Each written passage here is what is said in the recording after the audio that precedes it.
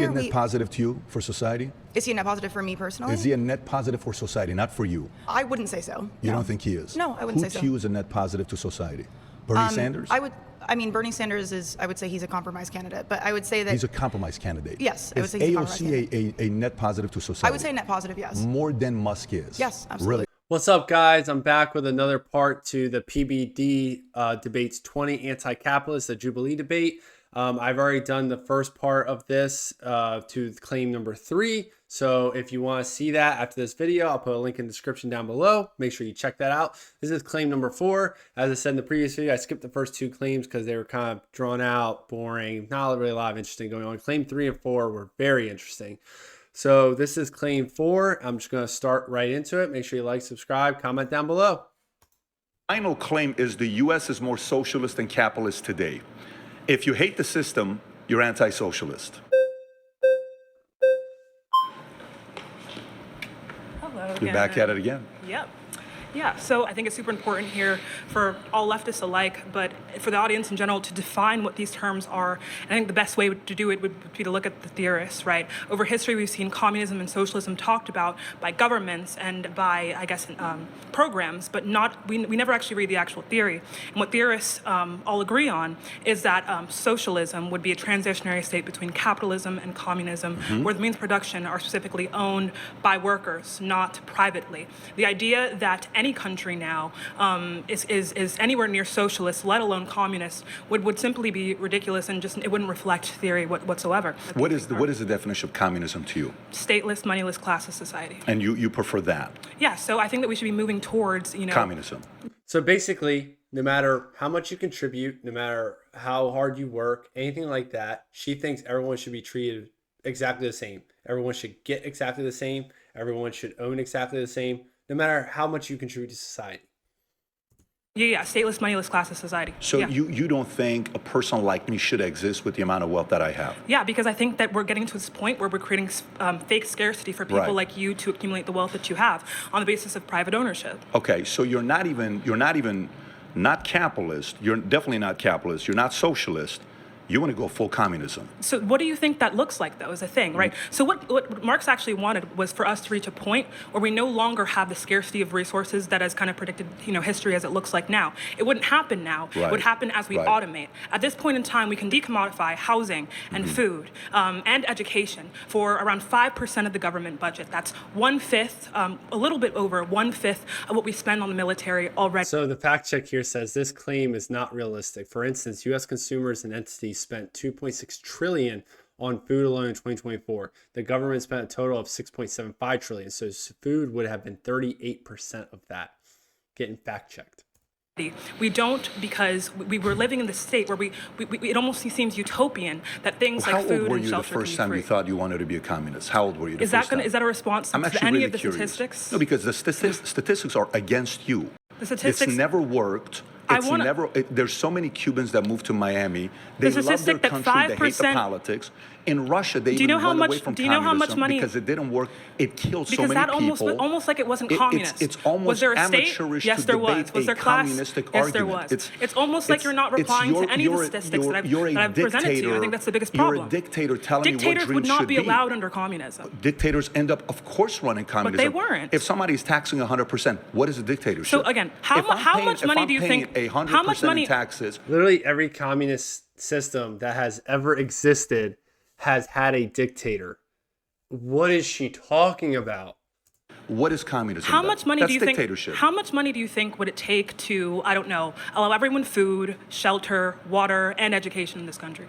How much money would it take? Yeah. But going back to your question here with communism, stay on that point there with communism. Nothing I say is responded but to. I'm trying to find out from you here. You're saying communism is not dictatorship. No.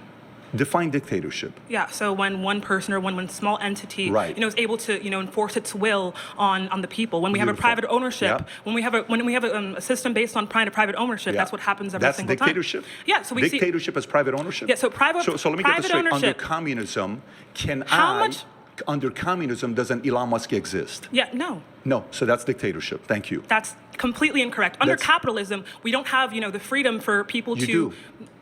You do. Okay, of so course you do. under capitalism, right? We don't see that the commodification. Would you consider China we don't see communism the right now? commodification Would you consider of food, China communism right now? shelter, or water, or Would you education consider China when we communism? can with 5% of the budget?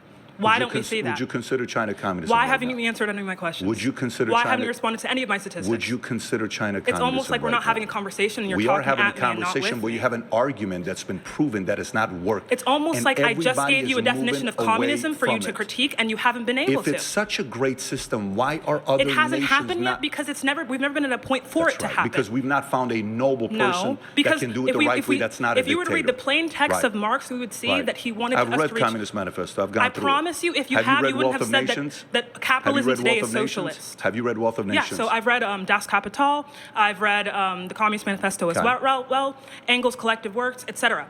What do you think, if you think that communism is in any way It's us dictatorship. having wages or us having, a It's privatized means of dictatorship. production, you don't know what it is. You choose my dreams, and I refuse to do that. Who are you don't arguing get to with? dictate my dreams. Where did you get that from? What do you mean?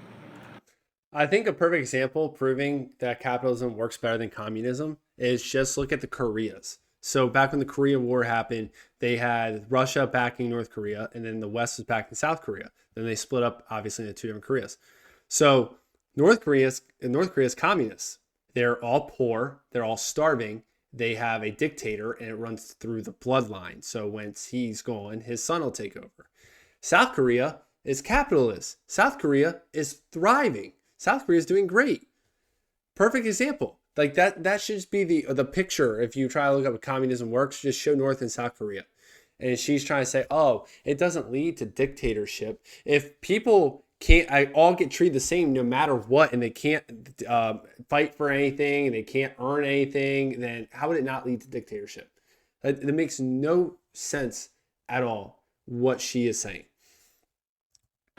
Well, haven't I? That was. And what's scary too is that the left considers these people smart just because she went. Because I think earlier in this debate she said she went to college and she's either graduated or about to graduate, so she's educated according to the left. Does she sound very smart there? Does she sound like she knows what would be best for the world? This is where the left is so elitist, I want to say, because they go, oh, I'm educated. I'm college educated. Therefore, I'm better than you. Where you have the millionaire guy from the army who I don't think PBD went to college. I could be wrong, but if he did, it was later in life. The immigrant from the army who's a millionaire. And then you have the college educated woman on the right who obviously doesn't know what she's talking about.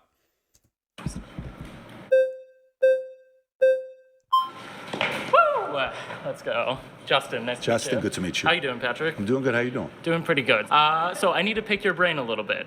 You're saying U.S. is largely socialist. I want to focus on the word largely. Mm-hmm. So why do you believe it is largely socialist? Because 68% or so of the money that we take in goes towards entitlement programs. So I think one of the things that is going to be major to me, it's like Zena was touching on earlier, is going to be the fact that socialism is a big part of it is going to be workers owning the means of productions. Mm-hmm. When we have President Biden, for example, telling that the railroad strikers, it's going to be illegal for them to strike, I don't see that as much of a workplace democracy. Did you have a question, or you're just saying the fact that you don't agree with President Biden and what he said? I'm just saying a core tenet of socialism is the workers owning the means of production. The workers currently do not own the means of production. So why do you believe it is largely socialist? So you're saying the workers should own the means of production? That is correct. Okay, so to you, that's the definition of socialism. That is a core tenet of it. What else would you define as socialism? I'm curious. There's a lot of different things. It's like Zena was touching on as well. Moneyless, stateless classes society. But I think more important than not, workers owning the means of production and workplace democracy. Are you more socialist? They're the same term, man. Marx used them interchangeably. The only difference I would put is because where I see in America, I think we are extremely getting close to being a socialistic nation with the amount of taxes that we have in place right now. That's great. But at least under communism, I can't survive. I would prefer us staying at the 10% tax rate. I think we're paying way too much taxes. Why would you not be able to survive? I wouldn't be able to pursue my dreams that I have in place under communism. My mother's family, they were part of the Two-Day Party. The Two-Day Party in Iran was a communist party. They had escaped Armenia and Russia and came down to Iran, and they pursued communism. I grew up in a family where everything was about the rich are greedy, the rich people are bad, the rich people are this, and the rich people are that. My dad's side, they were imperialist. My dad's side, they said, poor people are lazy. So one side, rich people are greedy. The other side, poor people are lazy. Who's right? I would say that neither are right, of course. I would say both are right and wrong, is what I would say. Both are right. Okay. And wrong. Both and are wrong. right and wrong. Because I do believe there are extremely greedy rich people. And I do believe there are extremely lazy poor people.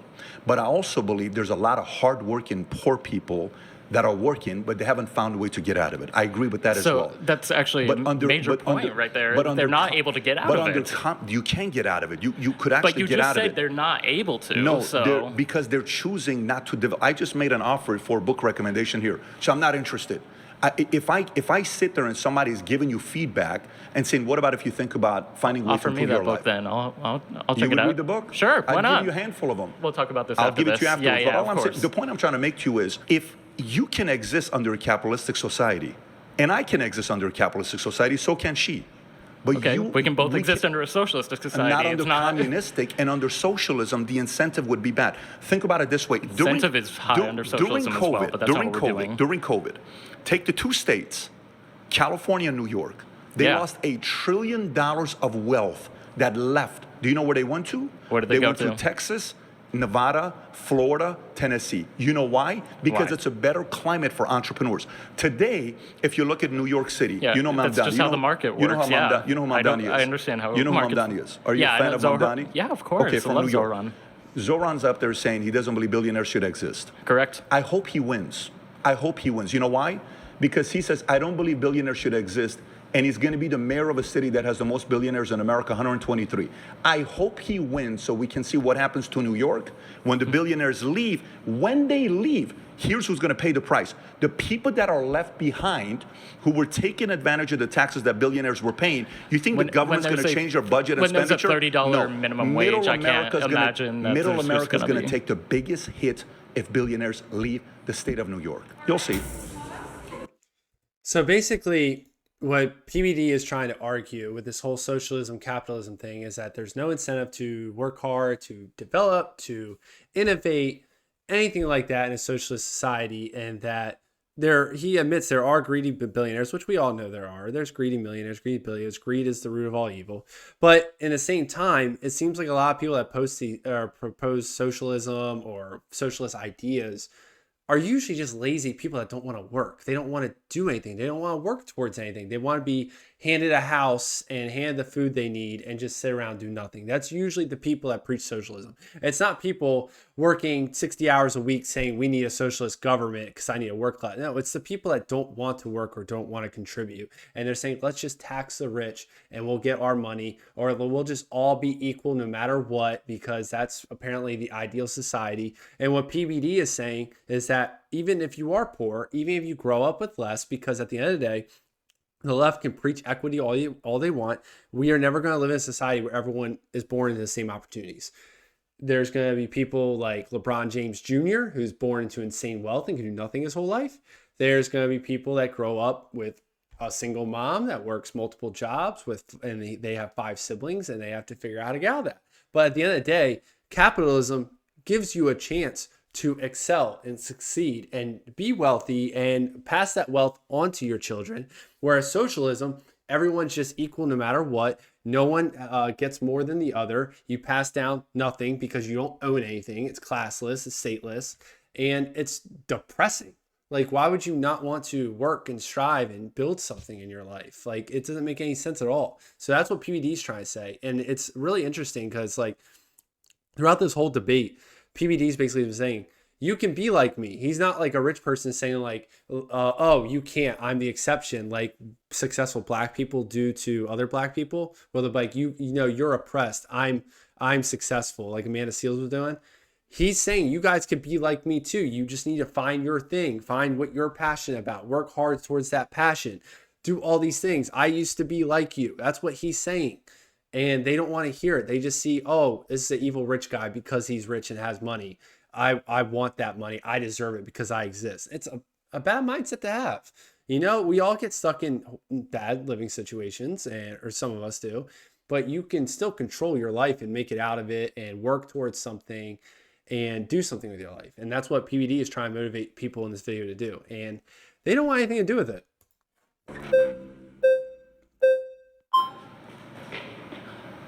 Oh, you're back. Hello How are again. you? Good to see you. Learn a bit more. Okay. Firstly, I want to start by saying that the US is not largely socialist because that's not what socialism is. Socialism is social or collective ownership by the workers or a community of the means of production, right? So we're talking about like city-run grocery stores, or we're talking about worker cooperatives, or even in some cases credit unions, where a local community owns the bank that they take part in, right? That's what socialism is. Socialism is not when the government does stuff for you. It's not when they build roads. That happens under capitalist economies, it happens under socialist economies. But I'm also not sure you entirely know what capitalism is, and if it's okay, I'd like to ask a couple questions about your job. Sure. Because you're offering that. I know that you're Valuetainment, right? You run a YouTube podcast. You also run PHP Agency, right? Yep. Yes. And you sell life insurance policies, right? Life insurance and annuities. Yes. I read an article by the Daily Beast which argued that you make more money from recruitment fees to get people to work for you than you make money from selling those policies. Capitalism is when you provide a service and sell the labor of yourself or the person who works for you in return for money. But you're not really doing that, right? You're selling being part of the company through recruitment fees. I'm not sure that's capitalism. So I have heard that his company started through a pyramid scheme, and that's what his company is. And I think that's what he's saying, where the recruitment fees come in. So it's basically a pyramid scheme. I have heard that before. I don't 100% know if that's true. I also know the Daily Beast, the news site, lies all the time, or misleads, or whatever you want to call it. They lie all the time. So it could be true. I don't know, but. Familiar are you with the insurance industry? Pretty familiar. Are you? Yes. You've been in the industry before? No, my grandfather was. And I asked him a lot of questions. So in the insurance industry, when you're in it, yes, you get paid by selling life insurance policies, and you get paid by selling annuities. Yes. We built a distribution channel of a company right after I left Morgan Stanley and Transamerica. We started the insurance company.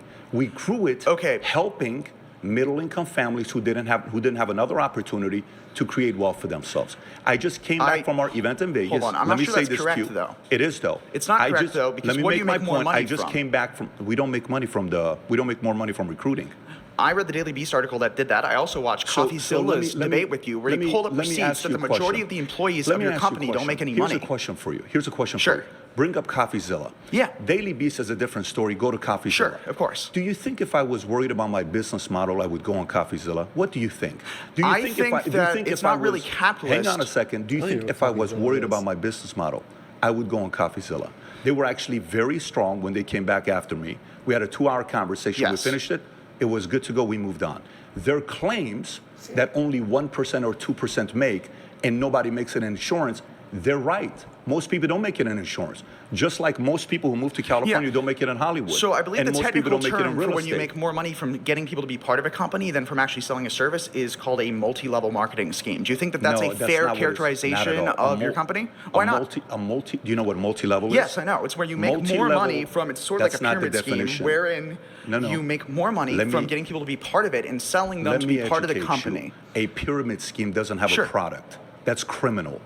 A multi-level marketing company is more like an Amway, an Herbalife, a New Skin, those companies. But because it pays you. You are making more money from getting people to be part of your company than you are from making money from actually providing a service. That's not true.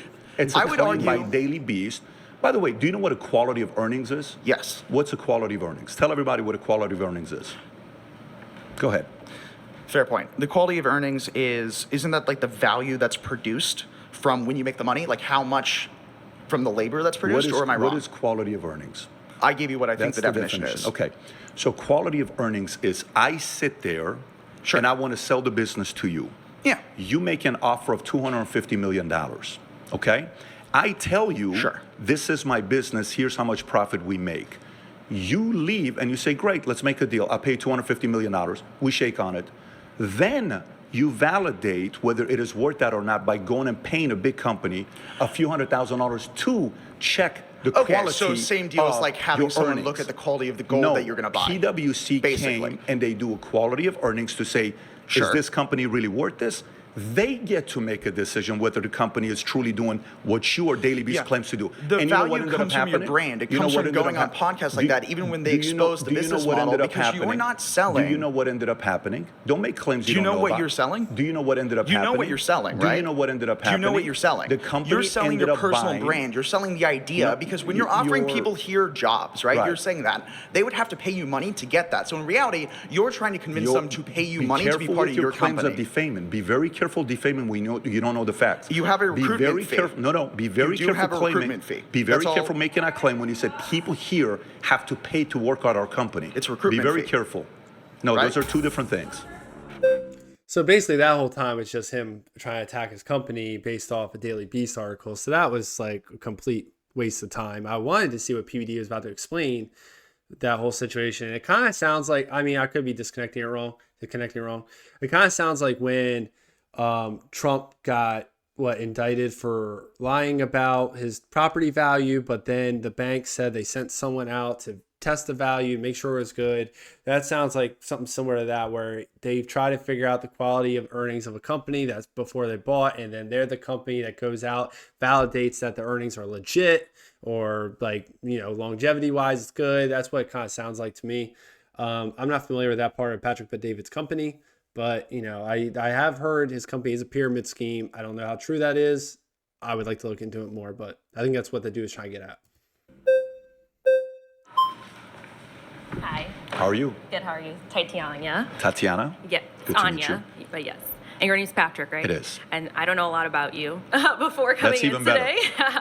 But why do you use socialism and capitalism like in this instance? I've noticed a lot of people have defined the vast differences, but you're insisting that we're still like a more socialist like country. Why are you insisting upon that's that? a fair question. So for me, there's different definitions you can have. Under communism, to me, it's 100% taxes, meaning I can't go create my own property. If I want to build a billion-dollar company, I can't do it under communism. Is that a fair assessment? Yes, I guess it is. It is. Okay. Yeah. Why'd you have to think So about that? capitalism, I would ideally like to see taxes between 10 to 30% max. I'd like a flat tax, but somewhere between 10 to 30%, because I still do think there's certain things that the government needs to do. Military protection, certain things. Socialism to me is 30% and up. Anything above that you're taking the money away from me without my choice to use it for things where we get to 68% of entitlement programs, I'm not a fan of that. Okay, so let's talk about where we're at. I believe you said reasonable wage and minimum wage. What about a livable wage? And we haven't really talked about livable wages because they What do you think differ. about minimum wage? So what do you think So minimum wage I should be? think we have a long way to go. Okay. I'm not really a big fan of these little increment things, especially when it's not like rent. It's stopping and leveling out. It's like it's far exceeding what most people I don't disagree, for sure. make. Yep. And so I'm just wondering how you still can sit here and say that when I know you like to talk about you came up from Haagen-Dazs and all this other stuff. In Glendale And- Galleria, 20 minutes away great. from here. Love that for you.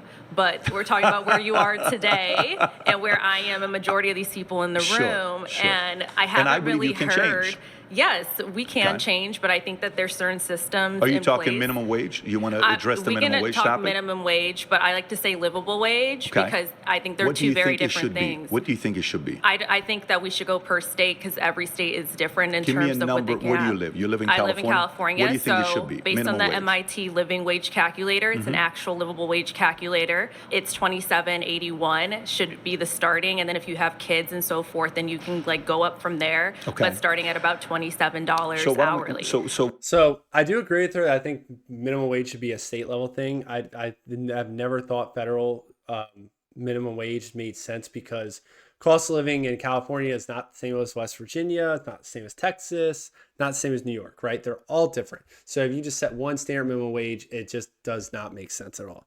The cost of living is different. What she's saying is interesting. So she said it looked up in California, 27 should be the minimum wage for livability, which actually lower than I thought it would be. California's expensive. But what's interesting is she said, oh, if you have kids, it'd be higher, depending on how many kids, stuff like that. So basically what she's suggesting is minimum wages should be different depending on how many kids you have. So if you decide to have 8 kids with 5 different dads, your minimum wage should be skyrocketed higher because that was your fault for, even though it's your fault for doing that, it should be higher. Whereas if you have no kids and you're waiting for the right time and the right woman and anything like that, your pay should be lower. So it's not even rewarding based on your performance, your experience, anything like that. It's just based on if you have kids or not, which I think that's stupid. I don't agree with that at all. Let's look at case studies of what happened. California chose to increase the minimum wage for fast food workers to $20 an hour, restaurant workers. Do you know what happened in the state of California? Mass exodus. People left and went different places. You know what restaurant owners did? Like, I can't compete with these guys if you raise the minimum wage. But the challenge with minimum wage is also the following. So say there's two companies. You have Walmart, okay, in Bakersfield, pick a city, and you have a different supermarket that's been in the same family for 60 years. The governor here says we're going to raise the minimum wage to $20 an hour. Who do you think can afford it? The market that's been within a family, the small business, or do you think Walmart? Who do you think can afford to go to $20 an hour minimum wage? So that's why I think we have to factor in other systems other than capitalism. I think you're kind of making the point that's been made a few times today, where we can't just look at one thing. This hasn't been made. No, this hasn't made. The point I'm making here is, anytime a Bernie Sanders gets up and says, let's raise the minimum wage for $15, and he was caught in his campaign not paying his own workers $15, $13 an hour, and he had to talk about it and apologize that even a guy that's a socialist wasn't paying a minimum wage. I'm glad that he brought that up. So a few things here. One is that I don't know if you saw about 2020 or 2016. I know in 2016, when he was running for president, he was pushing $15 an hour, and I believe he was paying 10. And in fact, it was the only presidential candidates. There was 8 or 10 on the Republican side, 3 or 4 on the Democrat side. The only candidates that were paying their interns was Bernie and Trump. None of them were even paying their interns. And then Bernie's like, we need $15 minimum wage. And then he's paying his employees $10 an hour. It makes no sense at all. You're not even paying what you believe they should be paid. And another thing people don't talk about too when it comes to minimum wage, which PBD brought up here, is that big businesses can make the sacrifice more. They can take the loss more. It's fine. With smaller companies, like family owned, maybe you only have one store here, one pizza shop here, you're going to be hurt by it more because you can't necessarily afford. And that's why I think it's so important to support small businesses. Like, you're going out to eat, make sure it's not a chain. If you're going to a store, try to do a local grocery store or a chain store that's smaller in your area. Small business support is huge. And it can help with stuff like this. If you're a person that said we need minimum wage higher, every single time you leave the house, make sure you're going to a small business and support them so they can afford it. Because at the end of the day, you're saying, oh, let's increase the minimum wage over and over and over again. But then 5 years from now, when it's only big corporations running it, you're going to be like, what's happening? Why is there only 3 companies I can work for? Amazon, Walmart, and Apple. Where do the rest of the companies go? Where do you think? They couldn't survive. So if you're going to push this, oh, we need minimum wage higher, make sure you're supporting small businesses. But if you raise it to $15, Amazon celebrates. Okay. Walmart celebrates. Do you know why? Because the employers from this supermarket that have been working for this family for the longest time, they can't afford to pay that. So they leave and go to Amazon and Walmart. What happens? The bigger companies keep getting bigger. The small businesses go out of business because of minimum wage. Okay, so you mentioned Bernie Sanders. I didn't mention him. Cool for Bernie Sanders, whatever. Do you pay a livable wage or a minimum wage for your employees? There's not a single soul in our company that I pay $15 an hour or $20 an hour. Okay, so are you paying them livable wages though? Absolutely. Of course we based on your standards because or based of my on choice. the stats? Because of my choice. So you're determining what people's livable wages are? Well, no, I look at the marketplace and I see what's going on and I get to pick and choose what percentile of people I want to hire. Do I want to hire bottom 10%, 25%, 50%? I'll pay a little bit more because I want to get somebody that's got a little bit more experience. Okay. Titania? Thank you. He cannot get her name right. Hi again, Patrick. How are you? Good. How are you doing? Good. Can you remind me again why in you the think they, this them country is is this? largely socialist? Out of the $4.9 trillion of revenue that we get in, 4.9, 68% goes to entitlement programs. That's the reason why I say America's socialism. What's crazy too is they had a fact check up on the screen earlier when he mentioned this. So the government brings in $4.9 trillion, which is insane. He says 68%, which is not true. We actually spend 4.1 trillion on entitlement programs, but our government spends 6.3 trillion, I think it is. So it comes out to 60 some % of the money spent. But But if you're talking about revenue, it's like 82 or 83% of tax revenue is spent on Social Security, food stamps, Medicare. So these people that push socialism saying we don't have this stuff, we're already spending trillions of dollars on people on food stamps, on medical care for people that don't have insurance. We're already spending trillions of dollars on this stuff. And their solution is just, well, let's spend trillions of dollars more. Let's tax more.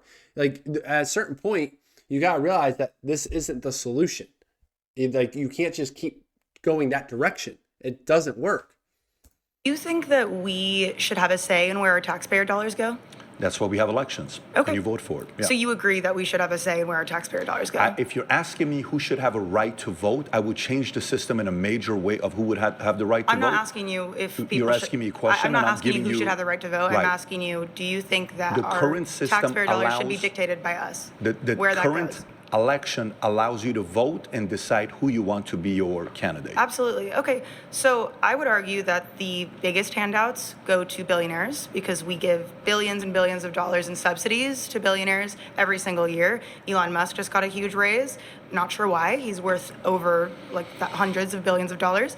You're talking, be specific. You're talking about SpaceX? I'm talking about SpaceX, Tesla. I'm talking about the companies Okay. that we fund as taxpayers. So why did we never vote for that? Why did you never vote for the money going to some of these companies? Do you see an issue with the fact that we as taxpayers didn't have a say in, first of all, electing this tech oligarch? Once you elect somebody, and deciding where our taxpayer dollars go. Once you elect who you elect, what they do next, you don't have a say during that time. We didn't elect until them. the next election. No, I'm talking Congress, Senate. They make a decision on who they give the money to, and they Okay, approve. but he's been getting this amount of subsidies through every administration. I'm not just referring to the Trump administration. Let's talk about how he's done, okay? So the NASA was shut down many years ago, okay? Since then, how has NASA done? Trying to find a way to go to space. What has SpaceX done? SpaceX What has been NASA able done? to do What has to NASA go to done? space NASA gave us the 1/20th of a satellite, which cost. you use every time you use 1/20th your of a phone. cost. If you let me finish, NASA versus SpaceX. Elon Musk, as much as you hate him, Elon Musk was able to go to space for 1/20th of a cost because government organizations Elon Musk has the ability don't to manage eradicate finances extreme accordingly. poverty in this country, and he chooses to send rockets into space and make extremely ugly cars that we never actually funded. Believe it or not.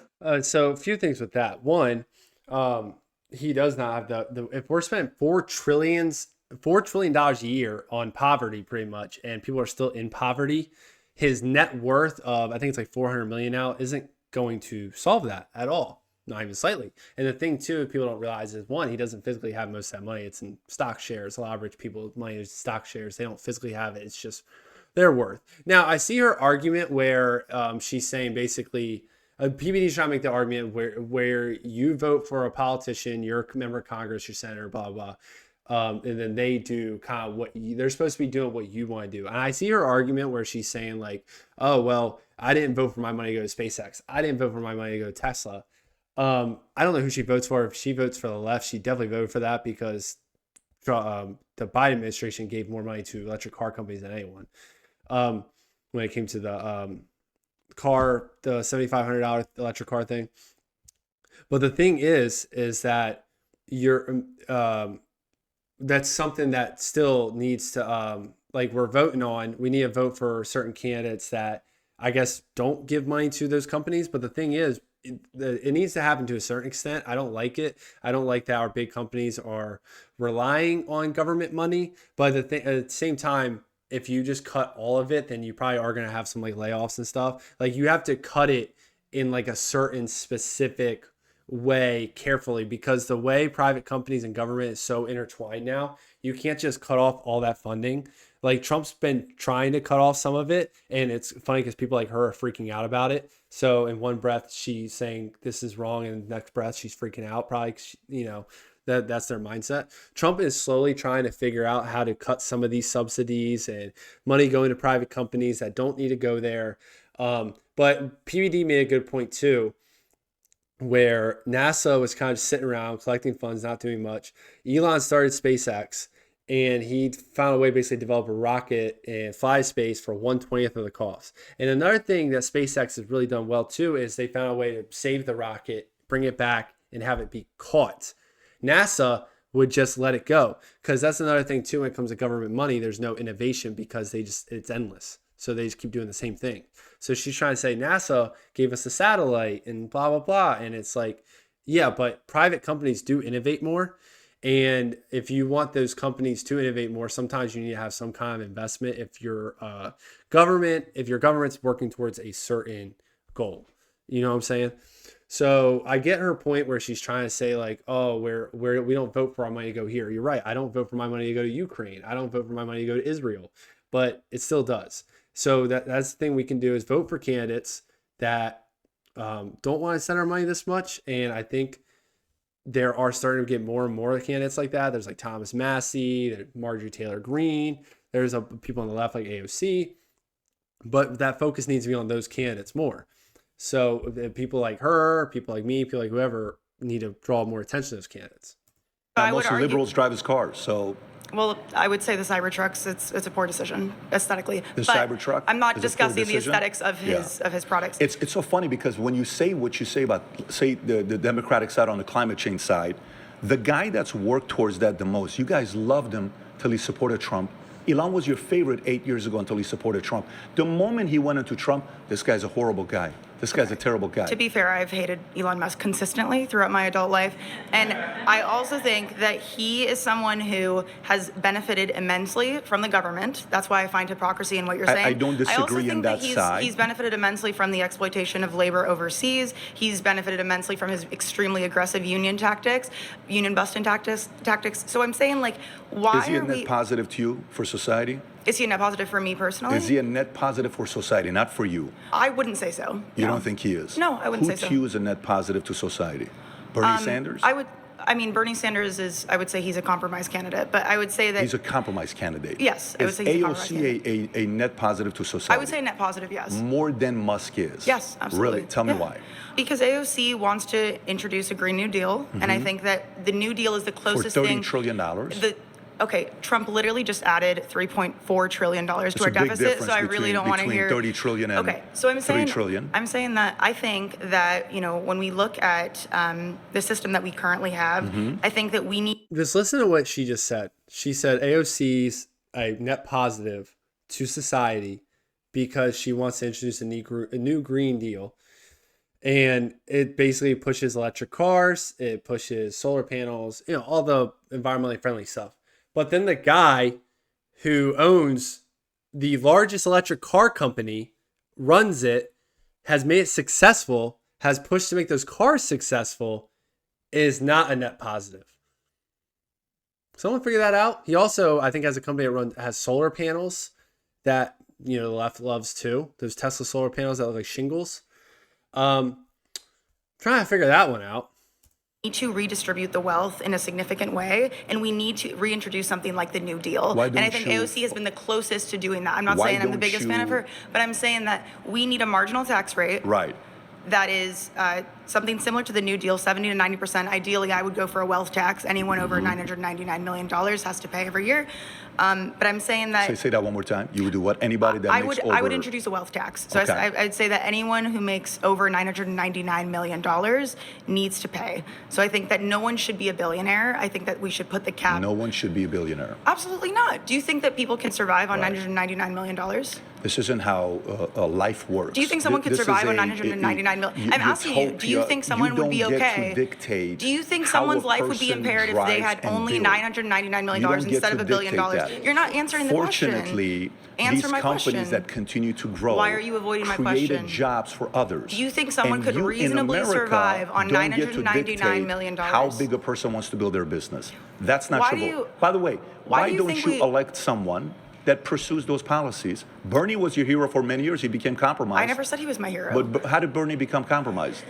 I said that he's a compromised candidate. Why is he a compromised candidate? I mean, he was definitely compromised by the Democratic Party, who didn't want him elected. What happened? I'm saying he's a compromised candidate in that I would go further than him, but I also know that he's probably the best we have right now, and I would like to see him as president, ideally, or someone similar. I think Zohran Mamdani, who you mentioned earlier, I think he's an excellent candidate. I can't wait for him to win.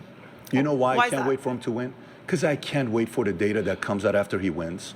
I can't wait to show you all the numbers the next 4 years after he wins. If rich people have to flee New York because of his policies, that means that they're too economically fragile no, because to handle if you those don't taxes. appreciate people that create jobs, they will go somewhere that they're appreciated. What kind of jobs are we creating? We have to look past job creation. They pay high-paid jobs. Many of the if jobs, you bring value to the market. The reality is that Elon Musk, Mark Zuckerberg, and Jeff Bezos, they have huge monopolies over our market, and they're able to pay as little in wages as they'd like. I think the only company that has a monopoly, I think the only company that has a monopoly. They quite literally control the wages and the costs in our economy. Right. When Amazon has 60% control over e-commerce, they can quite literally decide what wages and what costs people can earn and pay. Your candidate AOC. I never said she was my candidate. She's a net positive to society. You're making false endorsements on my behalf. You said AOC is a net positive to society more than Elon Musk. Absolutely, perfect. Yes. When AOC was in New York, Amazon wanted to bring 25,000 jobs to New York.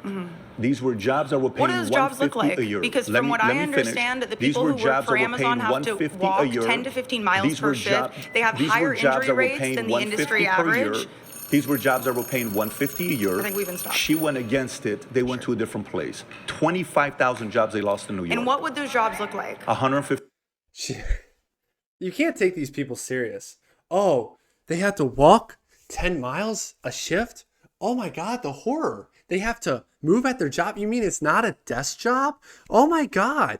See, it's funny. These people like this are like, oh, well, those jobs.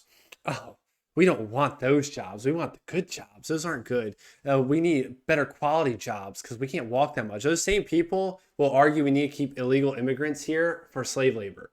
So it's fine if they do it. But if our people do it, it's wrong. So yeah, that's the dumbest take I've ever seen in my life. Also, to kind of summarize this, with Amazon, basically what she's saying is that they have a big market. What I've noticed too, like in my area, so like Amazon warehouses, there's a lot of warehouses in my area, so they all can offer kind of competitive pay. So, and Amazon's not the lowest, they're not the highest, they're kind of in the middle. There's some higher, some lower. So her basically saying they take all the wealth that's not accurate, or they dictate the pay that's not accurate. Same with Tesla. There's plenty of cars companies that you can work for. And the funny thing is Tesla is actually the most American-made car. So they're actually benefiting Americans the most by having their cars built here because they're most American-made. While other companies are building their cars overseas or getting all the parts from overseas, then coming over here and constructing them, which benefits America less. So her whole arguments are kind of like half-assed, I would say. I think she's just uneducated on her talking points. And I think she just sees kind of leftist stuff and spews and repeats it. I don't think she really like thinks in depth to what she's saying. I think she's basically saying we just need to tax the rich more and all of our problems will be solved. That's the socialist mindset. And that's not how that works. We collect $5 trillion a year. That's an insane amount of money. The government collects $5 trillion. How's that not enough for everything we need to spend on? Clearly, collecting all that money is not working. And clearly, the government will just spend more money than it collects because it does every single year since like the 90s. So clearly, it doesn't matter how much they collect here because they'll just print the money. So yeah, there's a bunch of things wrong with like her argument there. I think she's just like a angry leftist that hates Elon Musk. So that's the last part of this debate. Let me know what you guys think in the comments. I think PBD for the most part handled it pretty well. Like I said before, I have mixed feelings on PBD, but he is good with money. He's good with the economy, stuff like that. So I think he destroyed pretty much any talking point they had and made them look pretty stupid. Let me know in the comments what you guys think. Like this video, subscribe to the channel. Catch you next time.